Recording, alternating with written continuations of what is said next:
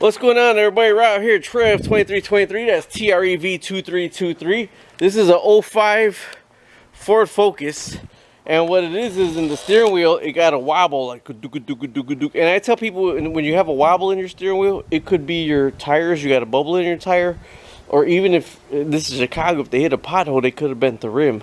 So what we're gonna do is we're gonna try taking these front tires off of this car and rebalancing them, and then we're gonna check to see if there's any broken belt in there when we got it off, and then we're going to rebalance them, see if that helps. All right, so this little low to the ground car, I was trying to lift it up from the center since I got the 3-ton, but I had to do each individual tire at a time because I couldn't get the jack through the middle, but I do have it on the frame. Kind of, sort of, huh? Alright, but I got the bricks on the back tire. But while I'm here anyways, I'm going to show you my Craftsman. It's 300 foot-pounds of torque gun. So I haven't loosened these at all, and they seem like they're a little bit rusted anyways, but these things, they're really good to have around. So let's see if... Nah, that one didn't work, huh? Here it comes. See? If it don't just keep on it at one hand, keep on it, you gotta let it go some, let it go, give it 2 or 3 shots, and it normally works. But if it doesn't, you gotta use a breaker bar.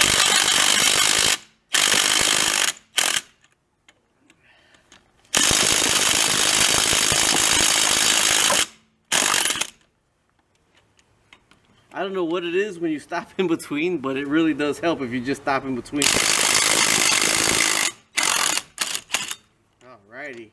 And that's the Craftsman. This is, I think, the 300 or 400 pound one. But when you put it on, I don't put it on with this. I put it on by hand, because if you hit this a couple times, a couple ugga-duggas, you got way too much torque on these.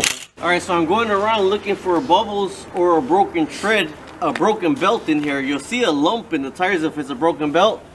And there's actually a screw in this one right here. I got the heater on inside the garage because you're not supposed to use the tire machines below 45 degrees, and it's like 30 something degrees. So I got the heater on in the garage, so I'm gonna plug in the tire machine right now, see if we can get this screw out. You're not supposed to use tire machines below 45 degrees because the lines on the inside get too cold. You can pop the lines, but right now I got a heater in the garage, which is right there, and we're heating the garage. But this isn't connected because we're going to be cooking up that in the summertime. But for right now, we're just going to hook this up to the Harbor Freight 29-gallon compressor because there's a screw in this tire. And then also, one thing that we found out, there is a big bend in the rim on the back. So we're going to get a hammer, and while we got the tire off, we're going to go ahead and bend that rim back out. Okay, so I had to use this to get it out. I was going to try to pry it out with both of these. And the screw is why she only had 20 pounds of pressure, and the bend is probably why her tire is wobbly right now. Now, where's the other thing?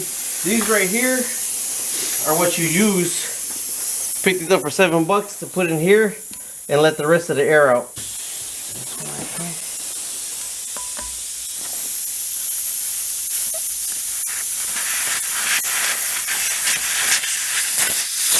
Overstep. This right here, see this big wing right here? This is the bead breaker. Make sure I got air in there. Yeah, there's some air in there.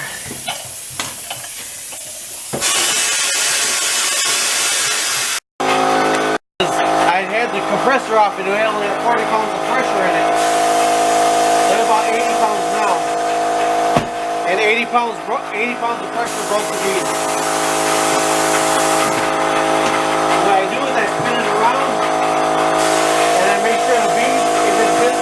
The tire so long, the bead gets stuck to the rim, so I spun it around to get the bead off the other side. But you have to break the bead on both sides. So I'm on the back side of the tire now. I gotta get a hammer too because this rim is really bent.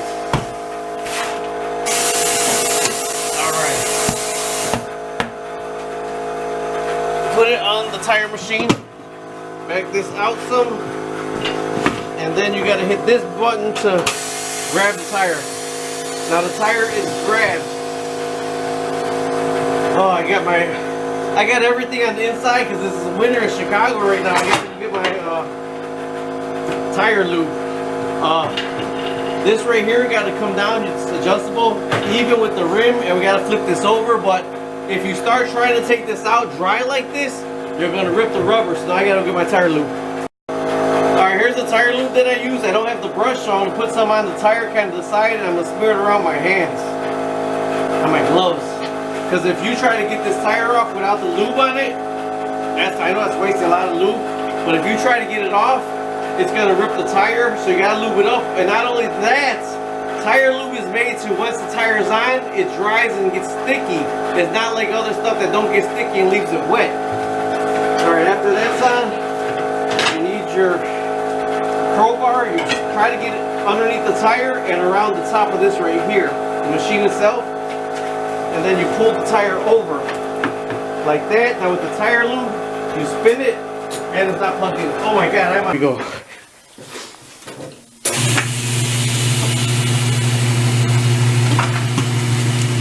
Alright, first part of the tire is off. Second one can be a little bit tricky sometimes. Oh, I need this still. Let me think. You gotta try to get underneath the bottom part of the tire now. So this could be a little bit tricky sometimes. Get this up, and you got to get underneath the bottom part of the tire. And when you're underneath the bottom part of the tire, you can flip it over. This is one reason why I do not do low profile tires, because I hate working with low profile tires. I really, really, really do.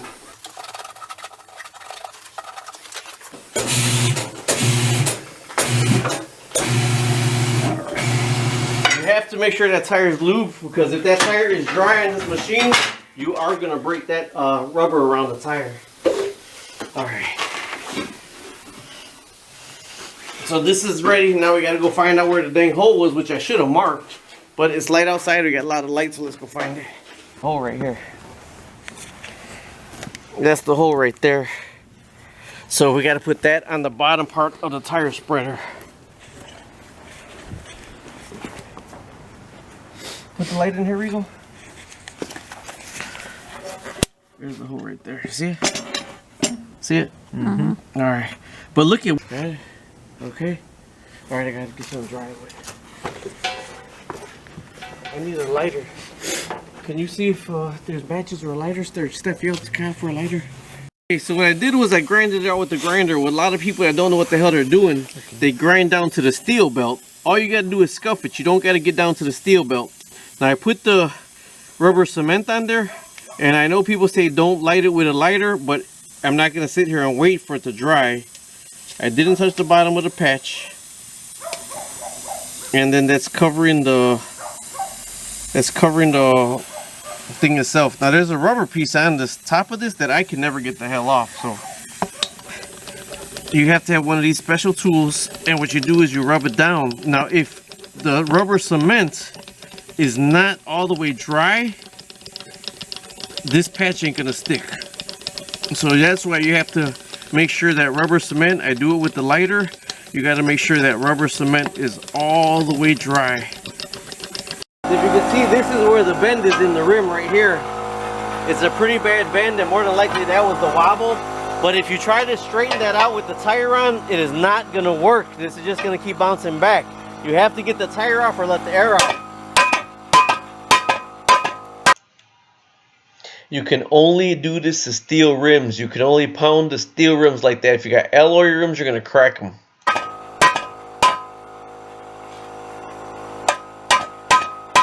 Now while we got the rim off, you look right here on this, all that, we got to grind that off because you're not going to get a good bead, seal on the bead.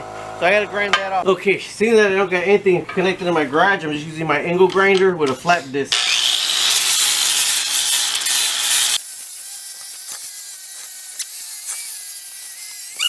The rust that's built up and broke off right there, that causes uneven wear. I mean, on your rim, that causes the uneven wobble right there.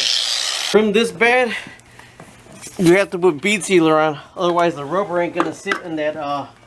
The rubber ain't gonna sit and seal to this, so you gotta put bead sealer on this.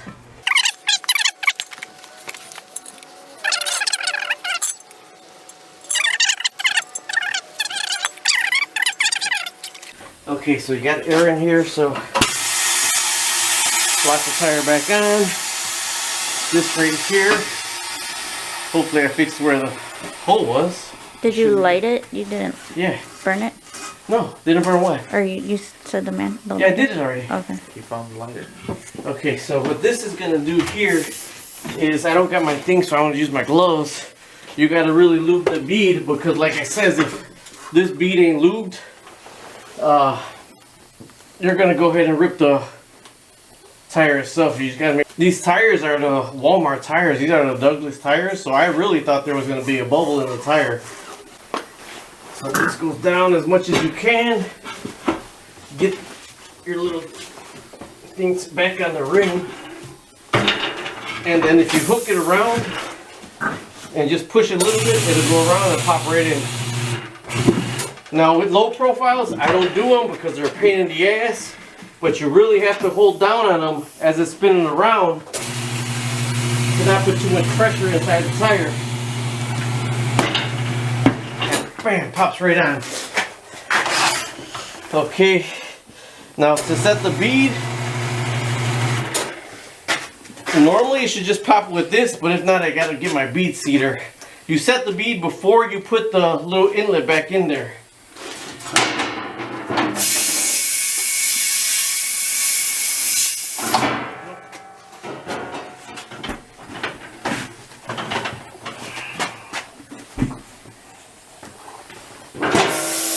There you go, caught.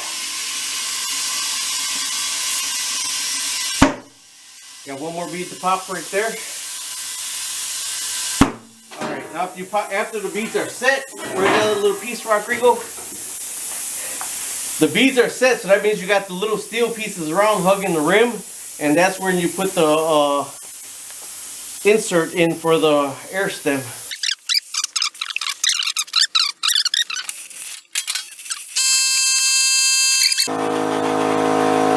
Step on it all the way. You gotta release the tire. Okay.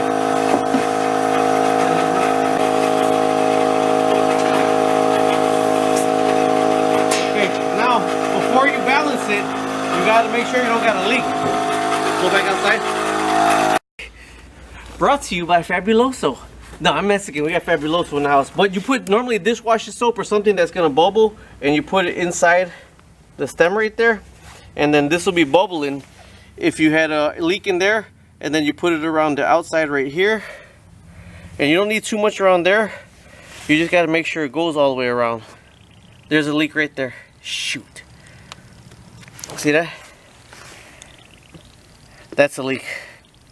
That means we got to break the bead again, and we got to put more bead sealer around there.